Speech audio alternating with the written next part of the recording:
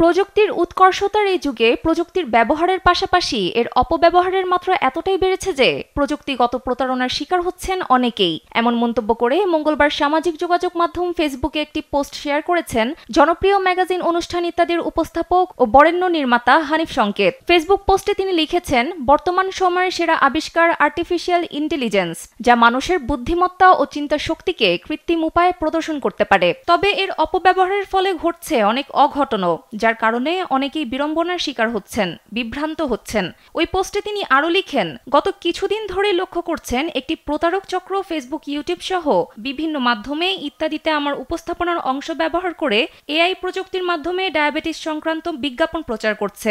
Sandalina so, রূপচর্চায় আভিজাত্য। তবে AI কৃত্রিমভাবে যত সূক্ষ্মতার পরিচয় দিক না কেন, একটুখানি লক্ষ্য করলেই বোঝা যাবে এটা আসল নয়, নকল। তার কণ্ঠ অনুকরণ করলেও উপস্থাপনায় বাংলা উচ্চারণ ভিন দেশের। পোস্টে হানিফ সংকেত বলেন, অনেক প্রস্তাব পাওয়া সত্ত্বেও তিনি কখনোই কোনো বিজ্ঞাপন চিত্রে অংশগ্রহণ করেননি। সবাইকে সতর্ক করে তিনি বলেন, তাকে ব্যবহার করে এ ধরনের এআই কিংবা প্রযুক্তি নির্ভর কোনো বিজ্ঞাপন দেখে কেউ যেন বিভ্রান্ত না হয়, কারণ এর সঙ্গে তার কোনো সংশ্লিষ্টতা নেই। যারা এ ধরনের প্রতারণা করছে তাদের বিরুদ্ধে শীঘ্রই আইনগত ব্যবস্থা নেবেন তিনি। সবশেষে তিনি বলেন, এআই সফটওয়্যার প্রতিষ্ঠানের উচিত কিছু নীতিমালা তৈরি করা, যাতে কেউ এর অপব্যবহার করতে না পারে।